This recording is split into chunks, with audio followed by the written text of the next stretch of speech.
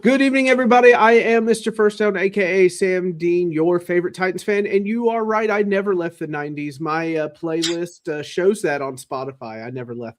The guy that leaves for only the next rung up, the next step up himself. You can catch him on Football Talk with Bo. His coast to coast sports show is Primo. I like it. It is Primo. Bo Crouch. Bo, how are you doing today, sir? Doing good. Always love being on shows with you, man. So appreciate you having me on. Thanks. Yeah, everybody should love being on shows with me, but very few say it for whatever reason. I don't get that. But anyway, just going through here and whatnot, it's really cool what you're doing over there with all your content and everything like that. So please like and subscribe to Bo and me, but mostly Bo. And I watch you go and. What's it like doing a press conference? Because it's just somebody like me that's like watching you do these press conferences. What's that like? Did you really have to get your head right or something? Like, how does that work? No, I mean, press conferences are like they're kind of cool to do because I mean you're watching the game a little differently, right, than when you're just a fan. When you're getting to the point where you're doing press conferences and stuff like that, you're watching it as a member of the media, as an analyst. And so you're taking some of the fandom out of it. And so then once you do that, you start asking better questions, obviously. Right. So you're going in there and you're like, okay, well, what did you see here? What were they doing in this situation? Now that doesn't always ring true. I mean, if you've seen any of the media stuff from the Super Bowl, obviously, some of the questions that get asked, like, is this a must-win game for a championship game? That was wild. So not every media member maybe thinks all these questions out all the way, but yeah, I mean, you want to make sure you have a good question. There's also a very short amount of time with these guys. So yeah. Like, right now we're in the middle of the hockey season. So when I'm covering the Kraken, the head coach, Coach Lane, he's in that press conference at the table for 5 minutes tops. So right. If you got to make sure your question gets in and that it's to the point and it's something that matters. Because if you ask them something off the wall, you're not only are you not going to get your question answered, a lot of times they'll be reluctant to go back to you. So you do have to put some thought into whatever those are going to be. Yeah, no, I get it. I get tired of the people not respecting people's time. Like that lady in Jacksonville asked the question, not really a bad thing where she like pumped up Liam Cohen's tires, right? I wasn't mad at that. No, I wasn't too mad about it either. I went the Dan Patrick route, and Dan Patrick said it best. He goes, "Is it really that big of a deal? No. Is there a better time to do this? Yes." And I that's where I kind of leaned on it. Tell him after the press conference, something along those lines. So when I looked at that, right, because I actually kind of appreciated it. It was a loss. It's the last presser of the year. Like, you don't have to bury the guy because like, what was going to be the better question? Well, how do you respond? How to rebound from this? Well, I'm going to have a different roster next year. Like, I don't even know. Right? Yeah, I've got 6 months, If there was ever a time to have that 30 seconds, right? It's not like it was some thing that went on for 5 minutes or what. It was literally 30 seconds of a 5 to 10 minute press conference. I'm sure the rest of the people got their questions answered, especially because most of these aren't going to have answers because you're going to lose players. You're going to lose coaches. Like, you don't actually know what you're playing with next year. Right. So if there was ever a press conference where you could do something like that and it not really impact anything, it's the final one of the year. Yeah, I'm with you. I heard plenty of reporting 101. I heard my early journalism classes in college that I didn't finish saying, no, and No, stuff you're not like that. supposed to. Right? Yeah, You're not supposed to. So there is that. yeah. No, I get it. I get it. But yeah, it's funny that you say that because you do have a different roster every year. One of my I'm going to do an episode on sports cliches that need to go out the window because run it back is literally not going to happen. You never truly run it back. You might have a couple of key players there and whatnot, but the roster is not the same. Like you never really run it back. It's pretty rare. It's pretty rare. Like it's pretty rare. There's short times where like there's a lot of guys on rookie deals. Sure. But I mean, even that is kind of a outlier. You might get 2 years in a row where you have like a main package together. Some ancillary pieces are probably, moving around, but I mean, outside of that, especially in the NFL, I mean, if you got the same group 2 years in a row, that's amazing. If it's 3 years in a row, right. That's some witchcraft. That's true. I mean, you said it on your show plenty of times, and I agree. And I've also heard this from other smart people, so good job. But the NFL is slated for you to not have constant success. It is slated for you to struggle. That is parity. It's built for parity. Like right. The salary cap was designed to make it so that all ships can rise to the same level unless you happen to be a Jet or a Brown. Wow. Woo. I mean, just another year. I just got to get out of this hole. Okay. I just need one more year. But yeah, I'll ask you this question real quick. Cause I didn't get to hear your opinion on it. I was busy working instead of listening to podcasts. So imagine that. What? Yeah, I know. Silly thing. When I listen to Coast to Coast, I'm literally like, painting screws and stuff like that. And I'm like trying to have the earbud in my ear, like, but Todd Monken to Cleveland. Did you have an opinion on that? I would like to hear it if you do not mind. I mean, they didn't get better. Mm-hmm. So like that's kind of Sam works. I know. It's been forever, man. Yeah, so they didn't get better. I don't know that they got worse. I think the thing that got worse with the Browns is the fact that they are again saying we want to give Deshaun the chance to win the quarterback job. Oh God.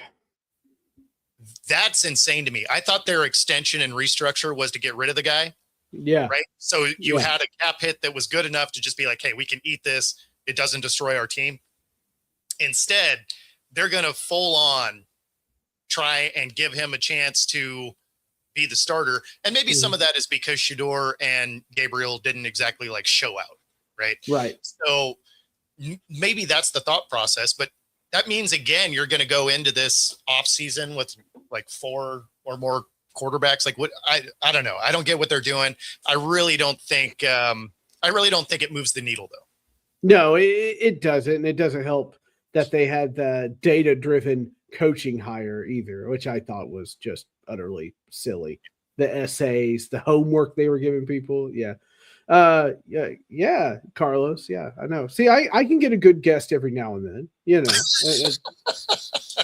just every now and then. I won't let it go to my head. So we move on to next. I never hear enough about Seattle's GM, who has done an absolutely stellar job, and Schneider, and just everything he's done from going to get Darnold and making that decision, from anything really, free agency, draft picks, like the whole shebang or whatnot. And here they are, they're back in the Super Bowl, like that or whatnot. Can you talk about just how magical this season has been? And did you think you were going to be here at the beginning of the season? So in the Super Bowl, no.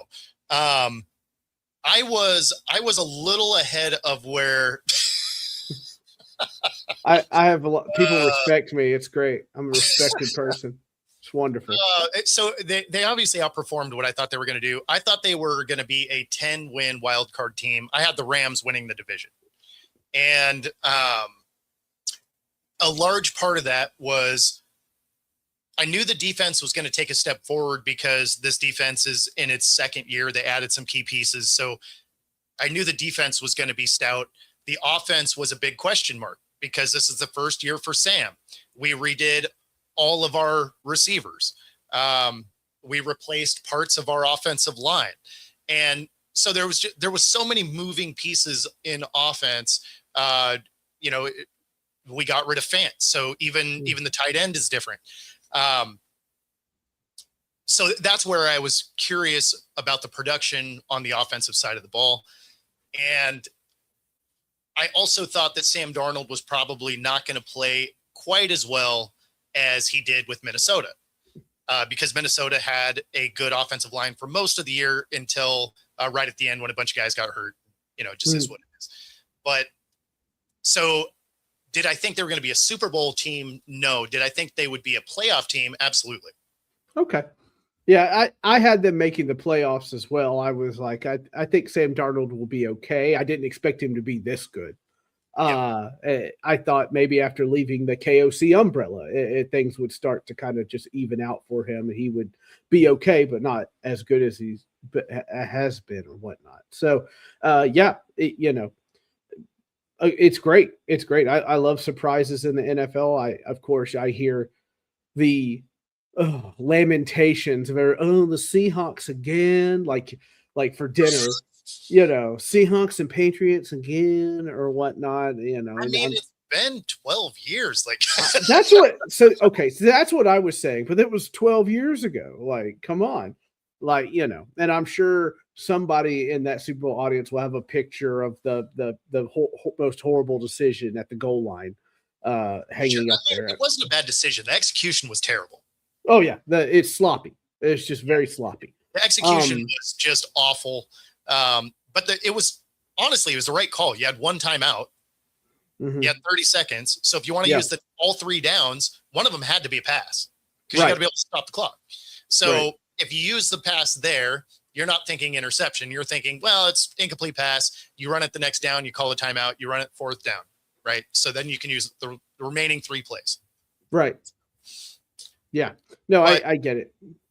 But of course, yeah, I've seen tons of those clips. But there's nobody from either one of those teams that are still on rosters. Oh, they're all gone. Like coaching, players, all of it. Yeah, I know. People are just so funny. It's the same thing. Like I have to deal with, like most jobs around the world. Like I even got my job, for example, right? My friend worked at the factory, and then he got me hired on because we're friends or whatnot. So one of the things, especially what my fan base does, is you can't hire Matt Nagy as coach, and thank God they didn't. But let me bear with me. I'm with you. So, but they're like, if he hires Matt Nagy, it's a buddy hire. I'm like, the NFL is a buddy hire. Robert Saleh right now is hiring people he knows that he can trust. They're his buddies. And so right, exactly. So I always scoff and laugh because these are the same people and I'll give him credit. Mark Borgonzi drafted a hell of a class last year, and it wasn't a great season, but everybody showed growth. And then it was like, in Borgo we trust, except if you hire Matt Nagy. I'm like, no, you're either on the bus or you're off the bus. We can't do this whole to be fair, they've been used to the last couple of years where they've been under the bus. Oh yeah, no, I get it. Trust me, I'm crawling out from under the bus, and I'm like, thank you, Borgo, and everybody's like, I'll follow him, but it can't be this guy or whatnot. But it is interesting to see him in New York. I raise an eyebrow at that. I imagine it has to be a little bit frustrating to see Vrabel in this game. Yes. People are pissy. People don't believe me. They call this hard cope or whatnot. I have always looked at things as one season at a time. Okay. Yeah. Like it's just one season at a time. Okay. It's like when people, do you miss Derrick Henry? Do you miss AJ Brown? I'm like, not on my team anymore. Nothing I can really do about that. So I think where my question really comes in is not so much do you miss them, because I mean, it is what it is. People get fired all the time. Yep. It's just, it was the way they fired him that didn't make any sense, right? So you have a team, they get deep in the playoffs, right? Mm-hmm. Then they end up with some injuries, and then you have a GM that doesn't want to give them any talent, Right. And so the production falls way off, which, okay. But those guys were fighting. Like it was a terrible roster, but they were playing as hard as they could possibly play. He gets fired, the GM doesn't. That seemed wild. Like if your team is playing as poorly as they were and they're still fighting the whole way, the coach isn't the problem. Right. That's a talent issue. And the coach doesn't generally have a lot of say over the talent. Like they get to have input, but the GM, it's kind of like their whole job. So right. So here's a couple of things we know. They hire Rand Carthon, which I was for. He was the head scout for San Francisco. It made sense, or whatever. And he was supposedly in on all these GM hires, and it came out later that he didn't want Rand Carthon. So I was like, okay, well, we hear it now, of course, not during. So the best for I actually got to talk to John McClain, who works for the Houston Chronicle on Carlos's thing. And he said Rand Carthon just politicked him out of there. Vrabel's not really working with the rest of us. We need this to be a collaborative effort kind of thing. And here's the thing about Michael. I love him to death. I will always love Mike Vrabel, totally. But the guy is an asshole. Let's just be honest. He's hard to deal with. And if Rand Carthon goes to ownership or whoever he talks to and it says, hey, I'm trying to work with this guy. He doesn't want to work with me. How am I supposed to get in players and stuff if he's not going to work with me right now? So then he hired Callahan. Then he got fired. So there. But I'm not excusing it. I won't pretend that the last two seasons of Vrabel were fun. They were not fun. I don't think. When you look at the roster those last 2 years. No, I get it. It was a bad roster. You were straight not going to win with that roster. No, I don't care who was coaching. No, it was. I wish that they didn't fire him, but at the same time, I'm also like, say la vie. Like there's nothing I can do. Well, and that's why I opened it with, people get fired. It is what it is. That's why I wasn't really, do you miss him or anything like that? It was just, I was surprised. I was surprised with the exit. Yeah, no, I was too, because I said, they're not going to fire him. That's crazy. But something had also happened between October and November, because Diana Rossini had it in hand that he was getting a big extension. And I was like, good. And then Diana Rossini comes out and says it all fell apart somewhere between October and November, somewhere in there. Not a game I want to be in. Like what happened? Right. Yeah. We'll find out in a book written 10 years from now. And then there'll be another book that refutes that book. And we'll never really figure it out until somebody's on their deathbed and whispers it in my ear as they go. So that's just. You will kind of figure it out, because anytime there's a book and then a book that refutes it, there's always commonalities. And you're like, okay, so this is about where the truth lies. Yeah. And you can get the picture of where it really is. Right. So, do I miss him? Yeah, I don't wish him any ill will or anything like that. Some people do. But no, it's over. It's done. It's our job to try to find somebody, whatever. It's like people that always like the crazy stuff, like AJ Brown and Kevin Byard should come back. And I sit over there going, no, I want younger, faster, bigger, stronger. That's what I want. I want the next one. I don't want the replay. And you certainly don't want the head case. No, I definitely don't want the head case. No, especially that. But that's just where it is, and everything like that. So we'll get down to it here. Bo, how do you guys win this game? I mean, there's a few things they have to do. Obviously, they have to protect Darnold. Ideally, if they can strike first, right? If they can strike first on offense, that's huge. It allows Darnold to play loose and fast. If they are getting a lot of pressure on him, if the offensive line isn't holding up, that's where this game becomes much more interesting, right? If they can keep the running game away from the Patriots and make Drake May have to try and beat you, Seattle wins, right? If they allow the Patriots to get out on top, and they have to start pressing to stay in this game, that's where this becomes a very tight, 27-24 kind of game. So for Seattle to win, they really need to get pressure and eliminate the run as much as possible. Dare Drake May to beat you. Right. I had I have Seahawks winning 21-17. I think it's tight regardless. I think something happens with Shaheed or JSN in that game to blow it open near the end to finally kind of seal it. Is how I kind of see it going. But I wouldn't want to give Mike Vrabel 2 weeks to plan, and I wouldn't want to give Mike McDonald 2 weeks to plan either. So they're kind of that kind of same cloth of strategy guys that sit there and figure it out and have no life and just sit there for weeks on end staring at a football film over and over again. But so it's going to, I think it's just going to be an unbelievably tight game, and somebody's going to have to make the big play to blow it open.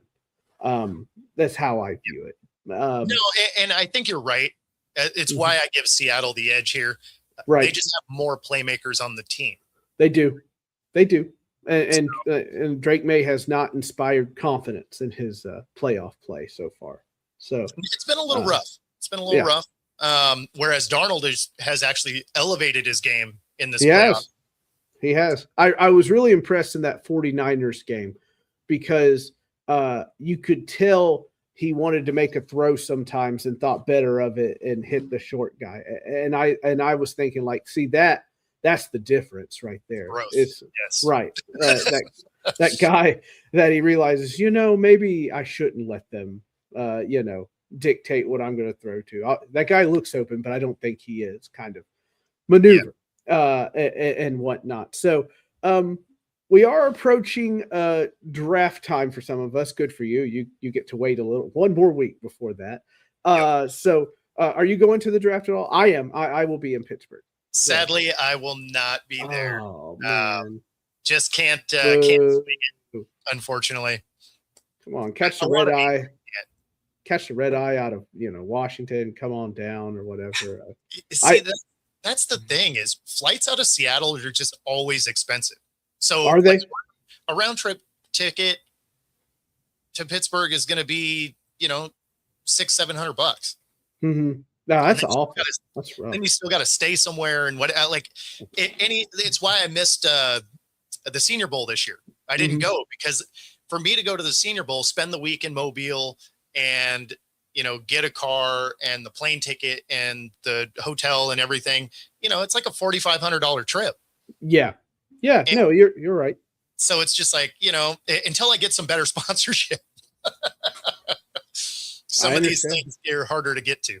This is the one trip I get away from kids. So I stack cash all year and finally push it. Yeah, thanks. I drive up there, meet with my Colts cousin in Waynestown, Indiana, and we head off because Indiana really is the crossroads of America. You can just get to a wider range of cities and towns. Next year, though, he's upset because he has to fly because it's in Washington, D.C. And I was like, I said, buckle up, Buttercup, we're going. So we're excited about that. But as far as like draft goes on or whatnot, I'll get a couple of things out of the way here. Mendoza is a Raider, right? There is no escape here. He's the Raider. I can't imagine a scenario where he's not, right? Because this is a great draft when it comes to quarterbacks. There's only 2 quarterbacks. And Ty Simpson and him, right? Yeah. Yeah, exactly. Yeah, because Moore's going back to school. So yeah. I mean, you have 2 quarterbacks. The Geno Smith thing didn't work. You don't really have anything else on the roster that you could even potentially do. So you're probably all in on one. Now, if you were gonna entertain Geno, not sure why you would, but because it went so poorly. But if you did, then you would probably be trading back as a Raider a couple of spots in order to really fix that offensive line. Because that's one of the big issues with that team is the offensive line. But like I get why our OC went, right? Kubiak, he's got Max Crosby on the roster, Bowers, their other tight end, forgetting his name offhand, also a good tight end, Genty. I mean, like there's nice pieces. They are in the top 3 as far as cap space and the number 1 pick. Like it's an attractive job in that way. So all intents and purposes, Mendoza is going to be number 1. Right. Like I just don't see how they don't take him. Yeah. You think Clint Kubiak, who, I mean, I think it's pretty clear that he's going to get the job unless something crazy happens after the Super Bowl. It's pretty much locked up.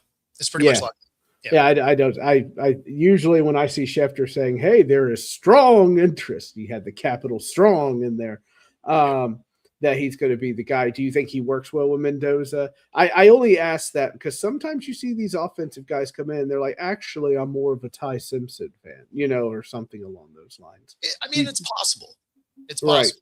Right. The only reason I don't think that's the case is you watched Mendoza absolutely show out. Incredible. In the championship game. It was like Andrew Luck-esque. Yes. Like, yeah. And even that one run for a touchdown where he had no business scoring, he runs through 4 tackles, knocks one of his own guys over to dive into the end zone. Like that was crack to me. I was like, hit me again. Oh, Lord have mercy. So, I mean, you have an effort play like that. You see in his skill set. Do I think he is NFL ready? No, I don't. He's the most polished of the group, but that's not really saying anything. Right. And so the benefit to him not being ready to go is the team isn't ready to go. Mm-hmm. And so the ownership group the ownership rather is going to be patient, right?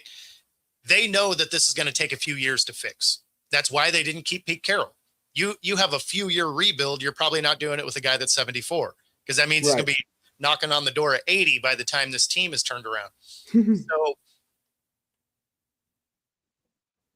he's going to have some time to kind of fix this 2-3 years. And in that time, KC's going to start to dismantle, right? You're going to have the Broncos are going to have to start paying people. And then the Chargers are the Chargers. You never really know what they're doing. But, so by the time the Raiders have kind of turned the corner on this thing, they should be able to compete in their division pretty solidly. Right. Yeah. No, I feel you. I just didn't know if you had some. Actually, I think it's going to be Ty Simpson. I was going to go, really? To explain. But no, I get it. Like, it's tough to go against the Heisman winner that wins the national championship and made some really key throws and had one of the most effort-laden runs for a touchdown. Historical, yes. And then he has whoever media trained him was a champ, right? And so he's checking every box of I don't know how you don't like you get buried if you don't take him and he shows out. Yeah, they're gonna look like complete fools. If you're a GM, you get fired. Like, yeah, that's just like that. Just like that. I looked through this entire draft and I was a little disappointed. I read a lot of The Athletic. I read a lot of CBS draft coverage because I think they actually have pretty good draft coverage. I don't touch ESPN. I already hated Mel Kiper, but after the whole Cam Ward issue last year, I was like, I'm out on you, Mel. I'm done. Like, I can't deal with it. Kiper's rough. Man. Kiper and Feinberg. I can't do either one. Oh, I can't do them. Nope. Nope. Like kudos to Kiper for making a career out of being wrong all the time. It's like anything, right? Like Titans fans already have this thing of being like, hey, we matter, and people act like we don't matter, and that's fine. We've kind of earned that the last 4 years. But then to just skip over and start whining about Sanders and then have your own colleagues on set go, bro, it's over. It's done, and him still do it. I'm just like, okay, I don't know what your problem is, but you've got to let this go, man. Like, this is ridiculous. I think what's his name? I can't remember who it was, but he said the draft is spoken. Like it's done. Like there's nothing else to do. And he's just banging the desk like this is the worst thing ever. And I mean, it got so bad that Kyle Brandt was pretty much a Titans fan at this point on Good Morning Football because of how bad it was. And you know, it's like I tell everybody, I'm like, read your beat reporters and read the guys that are like really paying attention to your team. Not these national guys have no clue. They have zero clue what's going on. You have to win for them to pay attention to you. That's usually how for sure. And I mean, you also got to look at, you know, so like I said, I didn't go to Senior Bowl this year, but last year, a lot of people didn't though, because we had an ice storm, so there was no way to. Oh yeah, I mean there was that. But yeah, so one of the things that, if you're listening to the national, especially the TV guys, they're not necessarily what you're listening to so much. You know, when you go to things like the Senior Bowl, most of the GMs around the league are there. Right. About a third of the coaches are there. And so those are the guys that when I was down there, I was really listening to the way they were talking about guys. Obviously there was some eye test stuff because you're watching all the practices and all that. But I got a chance to chat with John Lynch.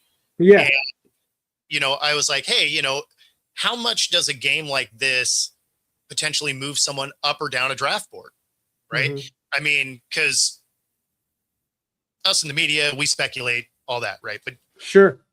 Lynch is one of the guys that actually like pulls the trigger on these guys.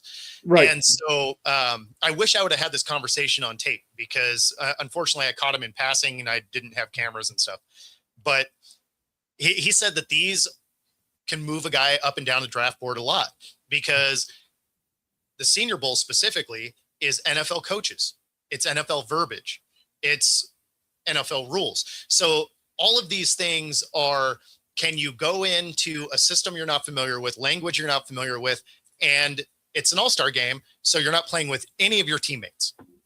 How quickly, you only get 3 practices together. So how quickly do you pick that up? How good can you look on that Saturday, right? And so it was cool getting that perspective. And then as a Seahawk fan, it's frustrating because John Lynch hits on all of these guys. I mean, if you ever saw a team, it was the Niners this year. Right. Him and he's crazy, and so is Les Snead. Les Snead gives me a heart attack. If I'm a Rams fan, the way he moves players and draft picks, it's like, dude, what are you doing? You know?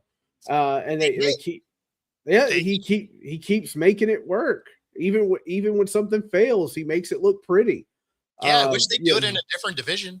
I know. I hear you. I mean, I had to watch the Texans last year draft CJ Stroud and then Will Anderson in one single, like almost one single round almost. It was round one. So it was both in round one.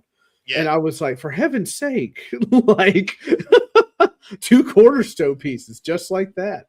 But yeah, I'll give you a couple more questions here. But I looked over this draft. I don't know if you've taken I haven't analyzed, but I looked over it. I don't really see anybody, like Mendoza's obviously the top quarterback or whatnot. I don't see anyone in this draft that really wows me. You know, I don't see anybody in there. I am voting. People hate me because I'm like, I think we should trade out of number 4, but we need stuff, Sam. Well, there's more stuff with more picks down this way. I just see a lot of depth players. That's all I see. I see a lot of depth players, maybe that are pretty good, maybe, but nobody really wows me. I didn't know if you had an opinion on this draft class or. Yeah, not. I mean, so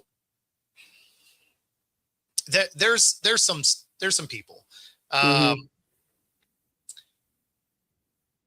was trying to see if because I like Bailey out of Texas Tech more than Ruben Bain. You know what I mean? As far as like edge or something along those lines. Yeah, so that's the thing is you got you got some good players. They there's not a huge drop off, right? So a guy that you could get in the first round, you can get a similar guy. Like if you're getting late in the first round, you can get a similar guy in the second round. And you save some money there. So this is I would expect to see like a lot of linemen kind of going. Yeah. Skill positions aren't what you thought they would necessarily be, but there is talent. It's just not where you normally see it. Yeah. No, okay.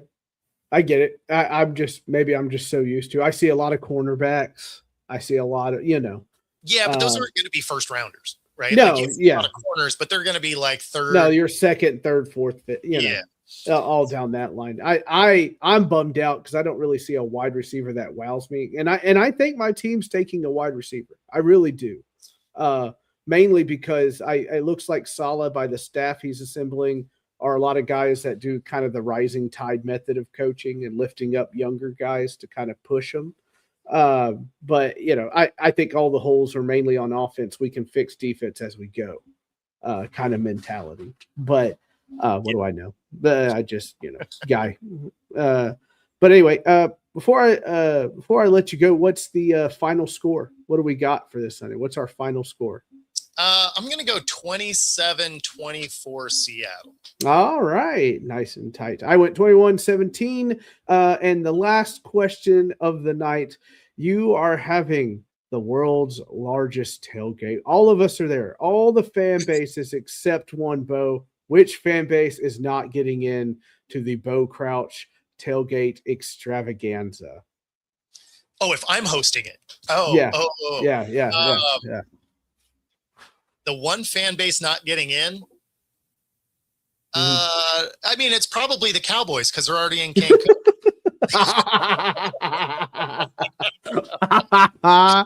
This is a very popular answer. You have no idea when I've asked people this question. Well, the thing that's funny is people would probably expect me to say like the Niners or something, but you want them there. Be like, hey, you know who's getting a ring in your house? Oh, we are. I want you to see me do it on your field. Exactly. When you see it happen. I want you to see when the Titans sign George Kittle under your nose and you have nothing. So anyway, Bo, thank you for coming on. It is always an absolute pleasure. If you don't mind telling the fine people where to find your lovely streaming. Yeah. No, and again, thank you for having me on. This is always fun. No problem. Yes, you can find me on YouTube at Football-Talk. All the socials at Football Talk with Bo, 97.3 ICU Radio and Roku TV. Woohoo! And you can find me on Fanboys Unleashed every Friday or Saturday, sometime on the weekend around 8 p.m. Central. I release videos, and we're going to talk NFL year-round, including the dreaded off-season where I will have probably hypothetical list out the wazoo, and we can all react to it and whatnot. But we'll be talking about all NFL stories only on Fanboys Unleashed. For Bo Crouch, I am Sam Dean. You all have a lovely night. We will see you later.